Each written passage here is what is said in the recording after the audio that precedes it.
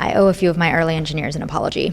You were among the first few people who were managed by me as a new EM, and I did you a disservice. If you're trying to grow into an engineering leader, hopefully you can learn from my mistake. I work with incredibly high-performing, motivated engineers, but at a senior level, outcomes matter more than anything. So when I had an engineer that was putting in tremendous effort, but the impact wasn't landing, I had to give them some feedback.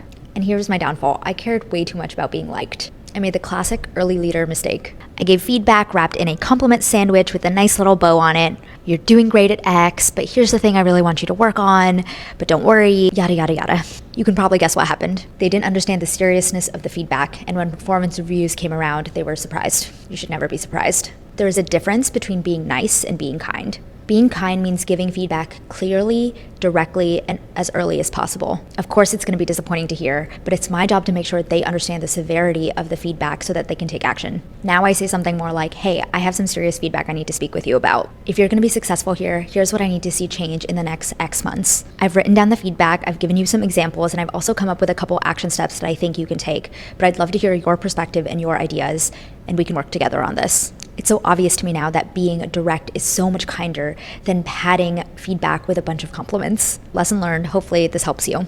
My name is Sahana. I talk about tech, engineering, and leadership in Silicon Valley. Send this to someone who you think might find it useful.